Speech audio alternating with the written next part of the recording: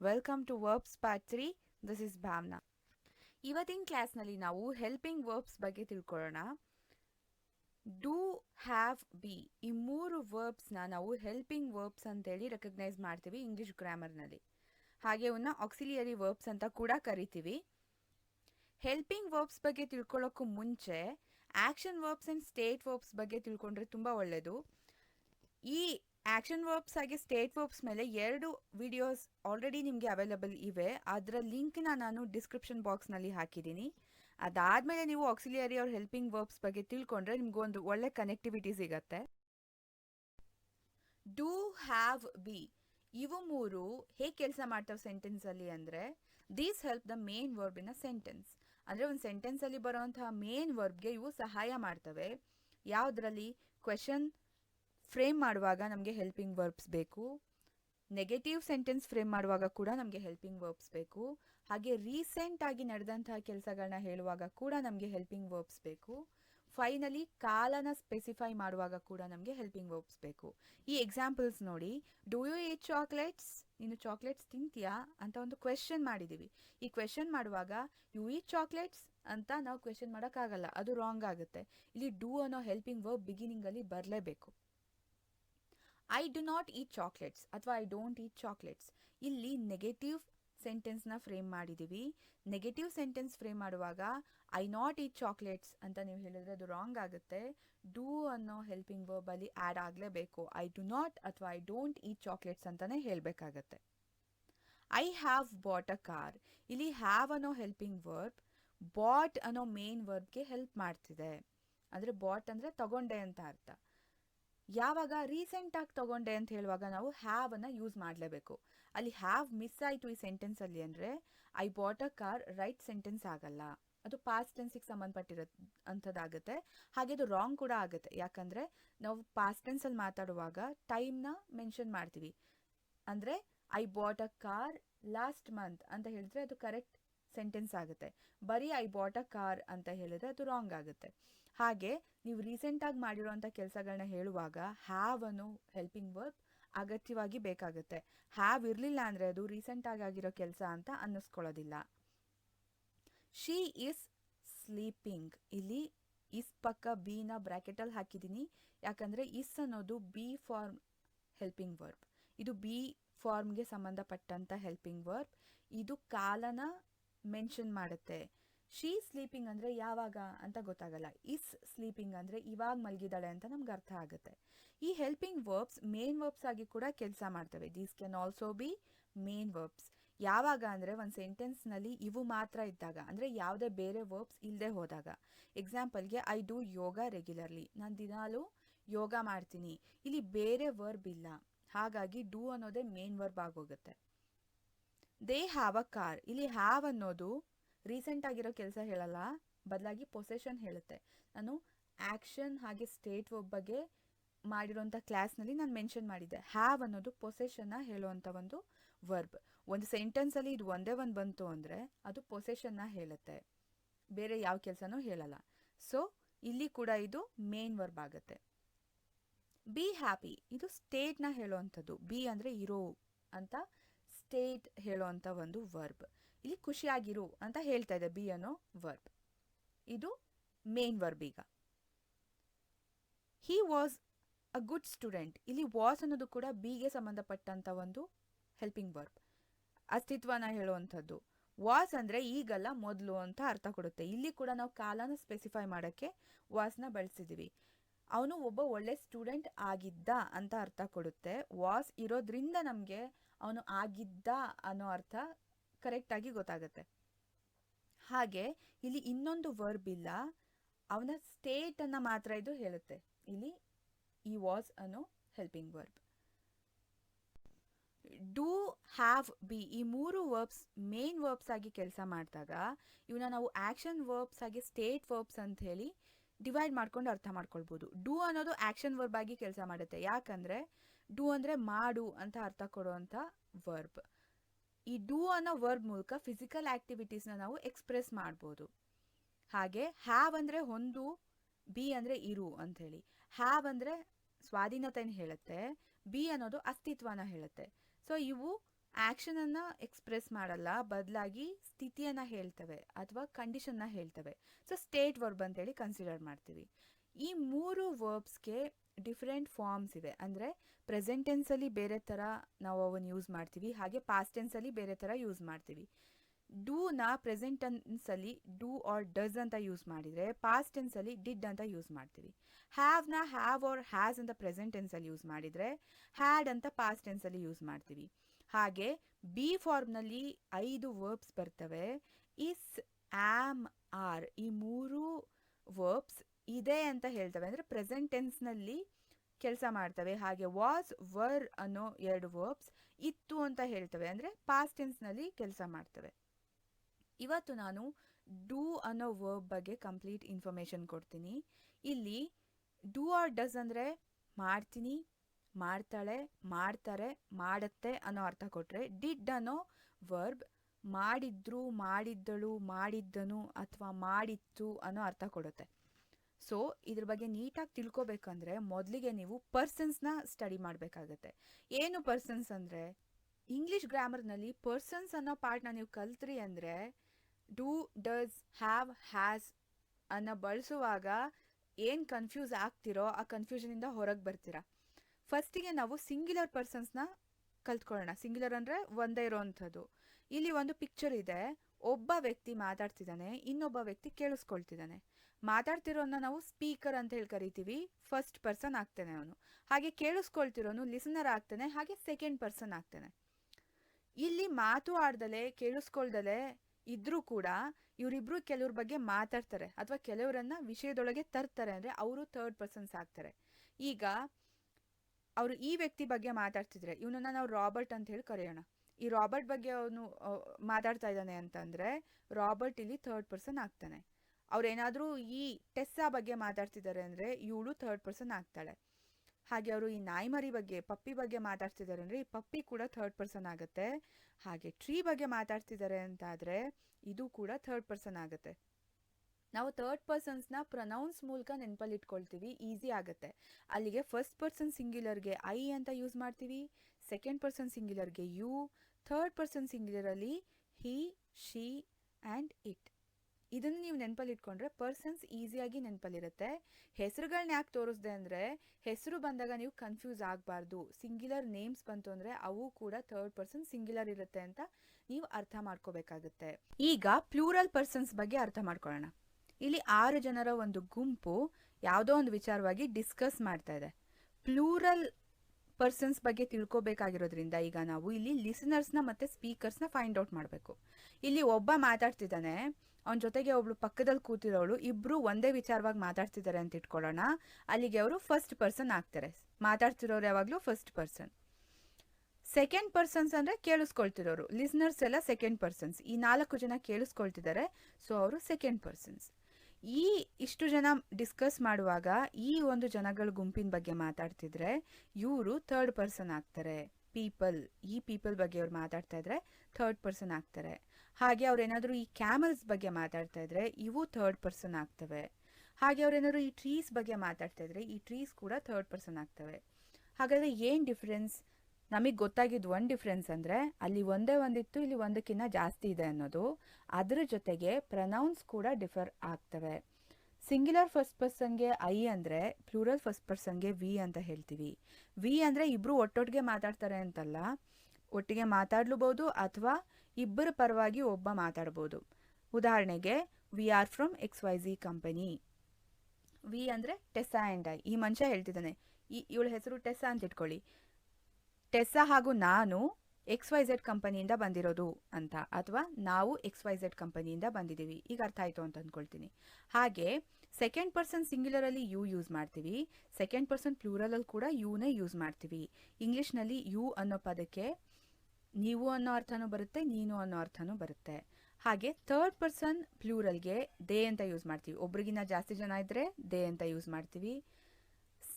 ಒಬ್ರಿಗಿನ್ನ ಜಾಸ್ತಿ ಪ್ರಾಣಿಗಳಿದ್ರೆ ಅದು ಕೂಡ ದೇ ಅಂತ ಯೂಸ್ ಆಗುತ್ತೆ. ಹಾಗೆ ಒಂದಕ್ಕಿಂತ ಹೆಚ್ಚು ವಸ್ತುಗಳೋ ಮರಗಳೋ ಏನಿದ್ರು ಕೂಡ ದೇ ಅಂತಾನೆ ಯೂಸ್ ಮಾಡ್ತೀವಿ. ಆದರೆ ಥರ್ಡ್ ಪರ್ಸನ್ ಸಿಂಗ್ಯುಲರಲ್ಲಿ ಹಿ, ಶಿ, ಇಟ್ ಅಂತ ಡಿಫ್ರೆಂಟ್ ಆಗಿ ಯೂಸ್ ಮಾಡ್ತೀವಿ. ಈಗ ನಿಮಗೆ ಪರ್ಸನ್ಸ್ದು ಒಂದು ಐಡಿಯಾ ಸಿಕ್ಕಿದೆ ಅಂತ ಅಂದ್ಕೊಂಡಿದ್ದೀನಿ. ಪ್ಲೂರಲ್ ಹಾಗೆ ಸಿಂಗ್ಯುಲರ್ದು. ಈ ಪರ್ಸನ್ಸ್ ಡೂ ಡಸ್ ಹ್ಯಾವ್ ಹ್ಯಾಸ್ನ ಡಿಸೈಡ್ ಮಾಡೋದ್ರಲ್ಲಿ ಹೇಗೆ ಹೆಲ್ಪ್ ಆಗುತ್ತೆ ಅಂತ ಹೇಳ್ತಾ ಹೋಗ್ತೀನಿ. ಫಸ್ಟು ಡೂ ಡಸ್ನ ತಗೊಳ್ಳೋಣ. ಸಿಂಗ್ಯುಲರ್ ಪರ್ಸನ್ಸ್ ಹಾಗೆ ಪ್ಲೂರಲ್ ಪರ್ಸನ್ಸ್ಗೆ ಅನುಗುಣವಾಗಿ ನಾವು ಡೂ ಅಥವಾ ಡಸ್ ಅನ್ನೋ ಹೆಲ್ಪಿಂಗ್ ವರ್ಬ್ನ ಹೇಗೆ ಉಪಯೋಗಿಸ್ತೀವಿ ಅಂತ ಈಗ ನಿಮ್ಗೆ ಅರ್ಥ ಆಗುತ್ತೆ. ಹಾಗೆ ಡೂ ಮತ್ತು ಡಸ್ ಅನ್ನೋಂಥ ಹೆಲ್ಪಿಂಗ್ ವರ್ಬ್ಸ್ ಸಿಂಪಲ್ ಪ್ರೆಸೆಂಟ್ ಟೆನ್ಸಲ್ಲಿ ಮಾತ್ರ ಉಪಯೋಗಕ್ಕೆ ಬರ್ತವೆ. ಸಿಂಪಲ್ ಪ್ರೆಸೆಂಟ್ ಟೆನ್ಸ್ ಬಗ್ಗೆ ನಿಮಗೆ ಬ್ರೀಫ್ ಆಗಿ ಹೇಳಬೇಕು ಅಂತಂದರೆ, ನೀವು ಪ್ರತಿನಿತ್ಯ ನಡೆಯೋಂಥ ಘಟನೆಗಳನ್ನ ಅಥವಾ ನಿಮ್ಮ ದಿನನಿತ್ಯದ ಕೆಲಸಗಳನ್ನು, ನಿಮ್ಮ ಹಾಬಿಗಳನ್ನು ಅಥವಾ ಪ್ರಪಂಚದಲ್ಲಿ ಯಾವಾಗಲೂ ಬದಲಾಗದೇ ಇರೋವಂಥದ್ದನ್ನು ಹೇಳುವಾಗ ಸಿಂಪಲ್ ಪ್ರೆಸೆಂಟ್ ಟೆನ್ಸಲ್ಲೇ ಮಾತಾಡಬೇಕು. ಇಂಥ ಸೆಂಟೆನ್ಸ್ನ ನೀವು ಫ್ರೇಮ್ ಮಾಡುವಾಗ ಡೂ ಅಥವಾ ಡಸ್ ಹೆಲ್ಪಿಂಗ್ ವರ್ಬ್ ಆಗಿ ನಾವು ಯೂಸ್ ಮಾಡ್ತೀವಿ. ಹಾಗೆ I do, you do, he she it does, we do, you do, they do. ಈಗ ನಿಮ್ಗೆ ಅರ್ಥ ಆಯಿತು. ಫಸ್ಟ್ ಪರ್ಸನ್ ಸಿಂಗ್ಯುಲರ್ಗೆ ಡೂ ಯೂಸ್ ಮಾಡ್ತೀರಾ, ಸೆಕೆಂಡ್ ಪರ್ಸನ್ ಸಿಂಗ್ಯುಲರ್ಗೆ ಡೂ ಯೂಸ್ ಮಾಡ್ತೀರಾ, ಹಾಗೆ ಥರ್ಡ್ ಪರ್ಸನ್ ಸಿಂಗ್ಯುಲರಿಗೆ ಮಾತ್ರ ಡಸ್ ಯೂಸ್ ಮಾಡ್ತೀರಾ. ಹಿ ಶಿ ಇಟ್ ಅಂತ ಒಂದು ಸೆಂಟೆನ್ಸಲ್ಲಿ ಬಂದಾಗ ನೀವು ಡಸ್ ಯೂಸ್ ಮಾಡಬೇಕು. ಹಾಗೆ ಪ್ಲೂರಲ್ ಫಾರ್ಮಲ್ಲಿ ಎಲ್ಲ ಕಡೆನೂ ಡೂನೇ ಯೂಸ್ ಮಾಡ್ತೀವಿ. ನೀವೇನಾದರೂ ಪ್ರೆಸೆಂಟ್ ಸಿಂಪಲ್ ಟೆನ್ಸಲ್ಲಿ ಮಾತಾಡ್ತಾ ಇದ್ದೀರಾ ಅಂದರೆ ಈ ರೂಲ್ ಅಪ್ಲೈ ಆಗುತ್ತೆ. ಇನ್ ಕೇಸ್ ಪಾಸ್ಟ್ ಸಿಂಪಲ್ ಟೆನ್ಸಲ್ಲಿ ಮಾತಾಡ್ತಿದ್ರಿ ಅಂದರೆ ಮುಗ್ದೋಗಿರೋದನ್ನ ಮಾತಾಡ್ದಂಗೆ ಅಲ್ವಾ? ಆವಾಗ ನಿಮಗೆ ಕನ್ಫ್ಯೂಷನ್ಸೇ ಬೇಕಿಲ್ಲ, ಯಾಕೆಂದರೆ ಎಲ್ಲದಕ್ಕೂ ನಾವು ಡಿಡ್ ಅನ್ನೇ ಯೂಸ್ ಮಾಡ್ತೀವಿ. ಇಲ್ಲಿ ಯಾವುದೂ ಬದಲಾವಣೆ ಆಗಲ್ಲ. ಅಲ್ಲಿ ಮಾತ್ರ ಪ್ರೆಸೆಂಟ್ ಸಿಂಪಲ್ ಟೆನ್ಸಲ್ಲಿ ಸ್ವಲ್ಪ ಟ್ರಿಕ್ಕಿ ಇರುತ್ತೆ. ಥರ್ಡ್ ಪರ್ಸನ್ ಸಿಂಗ್ಯುಲರ್ಗೆ ಮಾತ್ರ ಡಸ್ ಬರುತ್ತೆ ಅಂತ ನೀವು ನೆನಪಲ್ಲಿ ಇಟ್ಕೊಂಡ್ರೆ ಸಾಕು. ಹೀಗೆ ಪರ್ಸನ್ಸ್ ಡೂ ಅಥವಾ ಡಸ್ನ ನಾವು ಕರೆಕ್ಟಾಗಿ ಯೂಸ್ ಮಾಡೋದಕ್ಕೆ ಹೆಲ್ಪ್ ಮಾಡುತ್ತೆ. ಮೊದಲಿಗೆ ನಾನು ಈ ಡೂ ಅಥವಾ ಡಸ್ ಹೆಲ್ಪಿಂಗ್ ವರ್ಬ್ ಆಗಿ ಹೇಗೆ ಕೆಲಸ ಮಾಡ್ತವೆ ಅಂತ ಒಂದಷ್ಟು ಎಕ್ಸಾಂಪಲ್ಸ್ ಮೂಲಕ ನಿಮ್ಗೆ ಹೇಳ್ಕೊಡ್ತೀನಿ. ಹಾಗೆ ಡೂ ಮತ್ತು ಡಸನ್ನ ನೀವು ಪ್ರೆಸೆಂಟ್ ಸಿಂಪಲ್ ಟೆನ್ಸಲ್ಲಿ ಮಾತಾಡುವಾಗ ಮಾತ್ರ ಉಪಯೋಗಿಸ್ಬೇಕು, ಯಾವಾಗಲೂ ಉಪಯೋಗಿಸ್ಬಾರ್ದು. ಮೊದಲನೇದು ಒಂದು ಸೆಂಟೆನ್ಸ್ ಇದೆ, ಡು ಯು ಕುಕ್. ಇಲ್ಲಿ ಡೂ ಅನ್ನೋದು ಹೆಲ್ಪಿಂಗ್ ವರ್ಬ್, ಯು ಅನ್ನೋದು ಸಬ್ಜೆಕ್ಟ್, ಹಾಗೆ ಕುಕ್ ಅನ್ನೋದು ಮೇನ್ ವರ್ಬ್. ಇಲ್ಲಿ ಡೂ ಅನ್ನೋ ಹೆಲ್ಪಿಂಗ್ ವರ್ಬ್ ಕುಕ್ ಅನ್ನೋ ಮೇನ್ ವರ್ಬಿಗೆ ಸಹಾಯ ಮಾಡ್ತಾ ಇದೆ. ಹಾಗೆ ನಾವು ಡೂ ಯೂಸ್ ಮಾಡಬೇಕು ಅಥವಾ ಡಸ್ ಯೂಸ್ ಮಾಡಬೇಕು ಅಂತ ಸಬ್ಜೆಕ್ಟ್ ಮೇಲೆ ಡಿಸೈಡ್ ಮಾಡ್ತೀವಿ. ಯಾವ್ಯಾವ ಸಬ್ಜೆಕ್ಟಿಗೆ ಡೂ ಯೂಸ್ ಮಾಡಬೇಕು, ಯಾವ್ಯಾವ ಸಬ್ಜೆಕ್ಟಿಗೆ ಡಸ್ ಯೂಸ್ ಮಾಡಬೇಕು ಅಂತ ನಾನು ಆಲ್ರೆಡಿ ಇದೇ ವಿಡಿಯೋದಲ್ಲಿ ಹೇಳಿದ್ದೀನಿ. ಐ ಯು ವಿ ದೇ ಬಂದರೆ ಡೂ ಯೂಸ್ ಮಾಡ್ತೀವಿ, ಹಿ ಶಿ ಇಟ್ ಬಂದರೆ ಡಸ್ ಯೂಸ್ ಮಾಡ್ತೀವಿ. ಹಾಗೆ ಕ್ವೆಶನ್ ಫ್ರೇಮ್ ಮಾಡಬೇಕಾದ್ರೆ ಹೆಲ್ಪಿಂಗ್ ವರ್ಬ್ಸ್ ಯಾವತ್ತೂ ಸಬ್ಜೆಕ್ಟಿಗಿಂತ ಮುಂಚೆ ಬರುತ್ತೆ. ಇಲ್ಲಿ ಯು ಸಬ್ಜೆಕ್ಟ್ ಆದರೆ ಡೂ ಹೆಲ್ಪಿಂಗ್ ವರ್ಬ್ ಸಬ್ಜೆಕ್ಟಿಗಿಂತ ಮುಂಚೆ ಬಂದಿದೆ. ಹಾಗೆ ನೆಗೆಟಿವ್ ಸೆಂಟೆನ್ಸ್ನ ಫ್ರೇಮ್ ಮಾಡಬೇಕಾದ್ರೆ ಈ ಹೆಲ್ಪಿಂಗ್ ವರ್ಬ್ ಸಬ್ಜೆಕ್ಟ್ ಆದಮೇಲೆ ಬರುತ್ತೆ. ಇಲ್ಲಿ ಡೂ ಯು ಕುಕ್ ಅಂದರೆ ನೀವು ರೆಗ್ಯುಲರ್ ಆಗಿ ಅಡುಗೆ ಮಾಡ್ತೀರಾ ಅಂತ ಕ್ವೆಶನ್ ಕೇಳ್ದಂಗೆ ಆಗಿದೆ. ಅದೇ ನೆಗೆಟಿವ್ ಸೆಂಟೆನ್ಸ್ ಫ್ರೇಮ್ ಮಾಡುವಾಗ no I do not cook, ಇಲ್ಲಿ ಏನು ಬದಲಾಯಿತು ಅಂದರೆ ಐ ಅನ್ನೋ ಸಬ್ಜೆಕ್ಟ್ ಆದಮೇಲೆ ಡೂ ಬಂದಿದೆ. ಅಂದರೆ ಈ ಡೂ ಅನ್ನೋ ಹೆಲ್ಪಿಂಗ್ ವರ್ಬ್ ಸಬ್ಜೆಕ್ಟ್ ಆದಮೇಲೆ ಬಂತು. ಹಾಗೆ ಅದ್ರ ಜೊತೆಲಿ ನಾಟ್ ಅನ್ನೋ ವರ್ಡ್ ಕೂಡ ಸೇರ್ಕೊಳ್ಳುತ್ತೆ. ಆವಾಗ ಮಾತ್ರ ಇದು ನೆಗೆಟಿವ್ ಸೆಂಟೆನ್ಸ್ ಆಗಿ ಕ್ರಿಯೇಟ್ ಆಗೋದು. ಐ ಅನ್ನೋದು ಫಸ್ಟ್ ಪರ್ಸನ್ ಸಿಂಗ್ಯುಲರ್, ಹಾಗೆ ಐಗೆ ನಾವು ಯೂಸ್ ಮಾಡೋದು ಡೂನ. Third sentence, does Reema cook. ಇಲ್ಲಿ ರೀಮಾ ಅನ್ನೋ ಪದದ ಪಕ್ಕ ನಾನು ಶೀನ ಯೂಸ್ ಮಾಡಿದ್ದೀನಿ. ಅಂದರೆ ರೀಮಾ ನೌನ್ ಆದರೆ ಶಿ ಪ್ರನೌನ್ ಆಗುತ್ತೆ. ಶಿ ಬಂದು ಥರ್ಡ್ ಪರ್ಸನ್ ಸಿಂಗ್ಯುಲರ್, ಪ್ರನೌನ್ ಮೂಲಕ ಹೇಳಿದ್ರೆ ನಿಮಗೆ ನೆನಪಲ್ಲಿರುತ್ತೆ ಅಂತ ಹೇಳಿ. ಥರ್ಡ್ ಪರ್ಸನ್ ಸಿಂಗ್ಯುಲರ್ ಇದ್ದಾಗ ಸಬ್ಜೆಕ್ಟು ನಾವು ಡಸ್ ಅನ್ನ ಯೂಸ್ ಮಾಡ್ತೀವಿ. ಇದು ಕ್ವೆಶನ್ ಆಗಿರೋದ್ರಿಂದ ಡಸ್ಸು ಸಬ್ಜೆಕ್ಟಿಗಿಂತ ಮುಂಚೆ ಬಂದಿದೆ. ಈ ಡಸ್ ಕುಕ್ ಅನ್ನೋ ಮೇನ್ ವರ್ಬ್ಗೆ ಹೆಲ್ಪ್ ಮಾಡ್ತದೆ. ನೆಗೆಟಿವ್ ಸೆಂಟೆನ್ಸಲ್ಲಿ ಹೇಳುವಾಗ no she does not cook, ಇಲ್ಲೇನಾಯಿತು ಸಬ್ಜೆಕ್ಟ್ ಆದಮೇಲೆ ಡಸ್ ಬಂತು, ಹಾಗೆ ಡಸ್ ಜೊತೆಗೆ ನಾಟ್ ಬಂತು. ಸೊ ಅದು ನೆಗೆಟಿವ್ ಸೆಂಟೆನ್ಸ್ ಆಯಿತು. Do your children read newspaper. ಇಲ್ಲಿ ಸಬ್ಜೆಕ್ಟ್ ಯಾವುದು? Your children. ಅಂದರೆ ಅದಕ್ಕೆ ಪ್ರನೌನ್ ದೇ ಅಂತ ಕೊಡ್ಬೋದು. ಥರ್ಡ್ ಪರ್ಸನ್ ಪ್ಲೂರಲ್, ಹಾಗೆ ನಾವು ಥರ್ಡ್ ಪರ್ಸನ್ ಪ್ಲೂರಲ್ಗೆ ಡೂನೇ ಯೂಸ್ ಮಾಡೋದು. ಸಬ್ಜೆಕ್ಟಿಗೆ ಮುಂಚೆ ಡೂ ಬಂದಿದೆ, ಹಾಗಾಗಿ ಇದು ಕ್ವೆಶನ್ ಆಗಿದೆ. No they do not read newspaper. ಇಲ್ಲಿ ಅವರು ನ್ಯೂಸ್ ಪೇಪರ್ ಓದಲ್ಲ ಅಂಥೇಳಿ ನೆಗೆಟಿವ್ ಸೆಂಟೆನ್ಸ್ ಫಾರ್ಮ್ ಮಾಡುವಾಗ ದೇ ಆದಮೇಲೆ ಹೆಲ್ಪಿಂಗ್ ವರ್ಬ್ ಬಂದಿದೆ. ಹೆಲ್ಪಿಂಗ್ ವರ್ಬ್ ಜೊತೆಲಿ ನಾಟ್ ಅನ್ನೋ ಒಂದು ನೆಗೆಟಿವ್ ಸೆಂಟೆನ್ಸ್ ಮಾಡುವಂಥ ವರ್ಡ್ ಕೂಡ ಬಂದಿದೆ. ಯಾವಾಗಲೂ ಈ ನಾಟ್ ಡೂ ಪಕ್ಕ ಬರುತ್ತೆ ಅಥವಾ ಡಸ್ ಪಕ್ಕ ಬರುತ್ತೆ. Does your Pappi chew shoes. ಇಲ್ಲಿ ಯುವರ್ ಪಪ್ಪಿ ಅನ್ನೋದು ಸಬ್ಜೆಕ್ಟ್, ಅದಕ್ಕೆ ಇಟ್ ಅನ್ನೋದು ಪ್ರನೌನ್ ಆಗುತ್ತೆ. ಸೊ ಕ್ವೆಶನ್ ಮಾಡ್ತಾ ಇದ್ದೀವಿ, ಪ್ರನೌನ್ಗೆ ಮುಂಚೆ ಅಂದರೆ ಸಬ್ಜೆಕ್ಟಿಗೆ ಮುಂಚೆ ನಾವು ಡಸ್ನ ಉಪಯೋಗಿಸಿದ್ದೀವಿ. ನಿಮ್ಮ ನಾಯಿ ಶೂನ ಕಚ್ ಹಾಕುತ್ತಾ ಅಂತ ಕ್ವೆಶನ್. ಹಾಗೆ ನೆಗೆಟಿವ್ ಸೆಂಟೆನ್ಸ್ ಮಾಡುವಾಗ no it does not chew shoes. ಏನಾಯ್ತು, ಸಬ್ಜೆಕ್ಟ್ ಆದ್ಮೇಲೆ ಡಸ್ ನಾಟ್ ಬಂತು. ಅಂದ್ರೆ ಡಸ್ ಬಂತು, ಡಸ್ ಜೊತೆಗೆ ನಾಟ್ ಕೂಡ ಬರಲೇಬೇಕು ನೆಗೆಟಿವ್ ಸೆಂಟೆನ್ಸ್ ಮಾಡೋದಕ್ಕೆ. Do I look good in this dress? ನಾನು ಈ ಡ್ರೆಸ್ನಲ್ಲಿ ಚೆನ್ನಾಗಿ ಕಾಣಿಸ್ತೀನ. ಇಲ್ಲಿ ಐ ಅನ್ನೋದು ಸಬ್ಜೆಕ್ಟ್, ಐ ಜೊತೆ ನಾವು ಡೂ ಯೂಸ್ ಮಾಡ್ತೀವಿ. ಹಾಗೆ ಡೂನ ಐಗಿಂತ ಮುಂಚೆ ಹಾಕಿದೀವಿ, ಸಬ್ಜೆಕ್ಟ್ಗಿಂತ ಮುಂಚೆ ಹಾಕಿದೀವಿ ಕ್ವೆಶನ್ ಮಾಡೋದಕ್ಕೆ. ಹಾಗೆ ನೆಗೆಟಿವ್ ಸೆಂಟೆನ್ಸಲ್ಲಿ ಹೇಳುವಾಗ I don't look good in this dress ಅಂತ ಹೇಳುವಾಗ ಐ ಆದಮೇಲೆ ಡೂ ಬರುತ್ತೆ. ಇಲ್ಲಿ ಡೋಂಟ್ ಅಂದರೆ ಡು ನಾಟ್ನ ಶಾರ್ಟ್ ಫಾರ್ಮ್ ಅಷ್ಟೇ, ಕನ್ಫ್ಯೂಸ್ ಆಗಬೇಕಿಲ್ಲ. Do we go out every evening? ಅಂದರೆ ದಿನಾಲೂ ಸಂಜೆ ನಾವು ಹೊರಗಡೆ ಹೋಗ್ತೀವಾ? ಇಲ್ಲಿ ಹಾಗೆ ವಿ ಅನ್ನೋದು ಫಸ್ಟ್ ಪರ್ಸನ್ ಪ್ಲೂರಲ್, ವಿ ಜೊತೆಗೆ ನಾವು ಯೂಸ್ ಮಾಡೋದು ಡೂನ.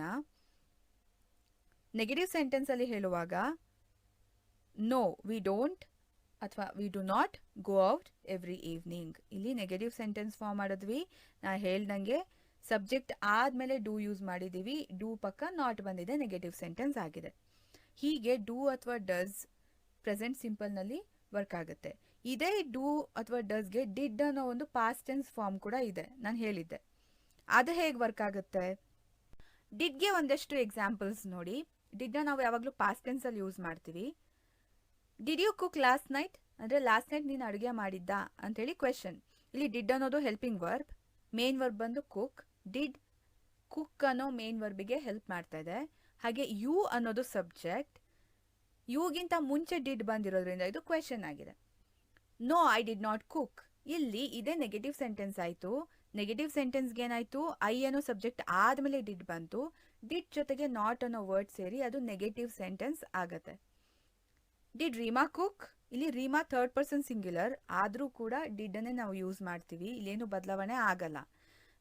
ರೀಮಾ ಅನ್ನೋ ಸಬ್ಜೆಕ್ಟಿಗೆ ಮುಂಚೆ ಡಿಡ್ ಬಂದಿದೆ, ಸೊ ಇದು ಕ್ವೆಶನ್ ಫಾರ್ಮ್ ಆಗಿದೆ.